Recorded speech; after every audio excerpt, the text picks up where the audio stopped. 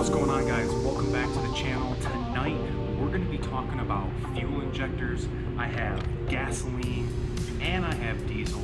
We're going to go over from the 7.3 all the way to the 6.7 and the ones in between. We're going to talk about what they do, what they look like, and how they operate in your Ford vehicle. All right, guys, let's do it. Big thanks for Bill Brown Ford for sponsoring this video, powered by Bill Brown Ford. Make sure to check us out at billbrownford.com, and if you need mobile service, we got you covered. Welcome back. Tonight, man, I'm excited. We're talking about fuel injectors.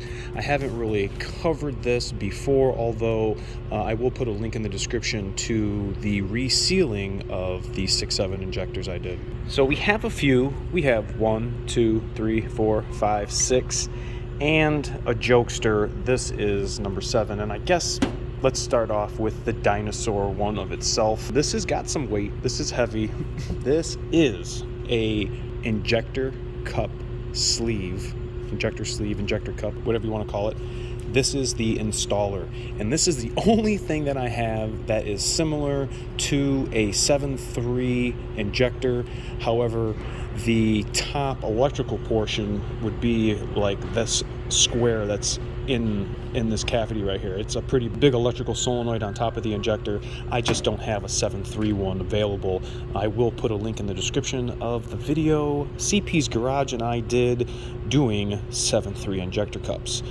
Now, this was the first injector that I ever had to touch. This was my first rodeo. The 7.3s were real easy to replace. Valve covers came off fine. These are direct injected, meaning the tip of the injector goes into the cylinder, into the cylinder, into the cylinder, into the cylinder, not into the cylinder.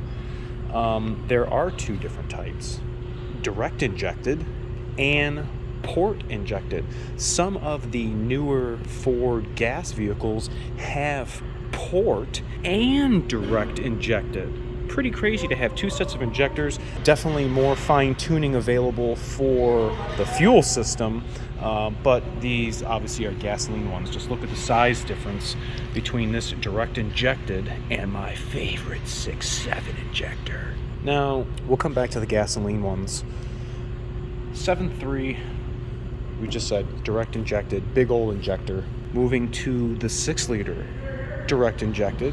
You guys have seen multiple videos of mine replacing these injectors, talking about them, and also doing them in the Econolines RIP DTR. Every time I do injectors on an E-van, I think of him. But for the most part, the 6-liter and the 7.3 size comparison, the body could be a little wider for the 7.3. Definitely the electrical portion on top is going to be way bigger on the 7.3. You can see how small they made it on the 6.0. This is using hydraulic pressure via oil, high pressure oil. So on the 7.3 and the 6-liter, we have the injectors split into two. Think of these as two different chambers. Up here we have high pressure oil. High pressure oil is pushing down on the plunger, internal inside here, and then that motion hits the intensifier piston right below my middle finger, and then that pushes another piece that allows fuel to come into this part of the injector and go into the cylinder. Now, the 7.3 is kind of the same thing, although we don't have high pressure oil activating the top. We have two windows. Think of this as the cylinder head. We have a machined passage drilled all the way through for oil, and we have a machined passage that drilled all the way through for fuel. When we slide the injector down in its bore, the oil meets up with the oil log, and vice versa with the fuel. So our oil gets into the injector from the side and not on the top like they did on the 6-liter. The 6-liter, we had that spool valve, that stiction. 7.3, we did not.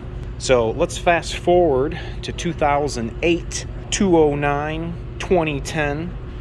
We have the unfortunate candidates that own 6.4s. This is our first common rail that is in a Ford Superduty. This was the high pressure fuel system first injector that we had. Was a little of intimidating in the beginning, but we've learned and have now adapted the same type mechanism for fuel delivery in our 6.7. This is our 6.7 fuel injector. Look at the difference between them. This one is way thinner. This is the first time that we had those piezo electric crystal discs up inside here, and when we energize those discs, they boom, all the discs are like this. There's a bunch of them stacked on top, and when we send current through them, they boom, and that motion actuates the internals, which allows fuel to spray into the cylinder. Now, our 6.7, we don't have the same type setup as the 6.4. We don't have any return. However, our return is just like a port that's on the 6-liter and the 7.3 for return fuel. It drains through the head, and then you see we have both those banjo bolts in the front of the cylinder heads on both 6.0s and 6.4s. That is how we return our fuel. On our 6.7, we're returning our fuel via this return port right on the side. Out of all these injectors, we are actually going to program our 6.7 injectors. I have gone through programming the IQA number. This number is a specific code for the PCM to know the exact flow rate and fuel deliverability. I just made that up. For fuel getting into the cylinder. These are very, very precisely made and sophisticated, very expensive. When we have our high pressure fuel system fail, these also need to be replaced. A very expensive part and very important to keep clean, especially for fuel system health. Now this one here is a Transit. This is a 3.25-liter diesel Ford European model made engine. This is in our Transit diesel 3.2. You can see the similarities between the 6.4 and the 6.7. Our return line actually clips into the side of the injector, not like our 6.7 does. We don't have any machined ports and is fairly easy to install. These ones really aren't too bad because it's right on the top of the motor. But one of the things that really stands out the Transit injector from the rest of them is look how thick that compression gasket is. Here's the 6.4 and here's the 6.7. Here is the 6.0. It's non-existent. The direct injected gasoline one, we have a little Teflon seal here at the bottom. We don't have a compression gasket. There we go. A little different. We have our port style injectors. We have rubber O-rings, so we don't really have high pressure fuel coming through there, obviously. But when we are dealing with high pressure fuel, we're going to have different style injectors. No plastics. We're going to have a metal body, something a little more robust to handle that constant bam, bam, bam of the injector being right there in the combustion chamber. Now, our last ones are gas boys. For the guys who have the Super Duties with the gas engines in them, these injectors are going to be a little similar. This one, I should say, would be more similar. This is actually out of a C-Max, pretty much a generic gasoline port style fuel injector. The fuel rail would have to be removed for you to unclip all of the injectors out, but really no big deal. Funny story if you guys want to hear of one of my first mess ups as a novice, doing a 3-liter 2-valve fuel rail. I had to replace an injector and my mentor was not too happy with me that day. If you guys want to know about that, maybe we'll talk about that on the live stream because it's pretty funny and I will never forget. Another gasoline injector we have, it is an EcoBoost injector. These are the direct injected ones. There is a special tool to remove these out of the cylinder, and sometimes it doesn't work. got to use a different method in getting these out. I had one really fight me in a transit, and I wound up having to replace the cylinder head because this would not come out.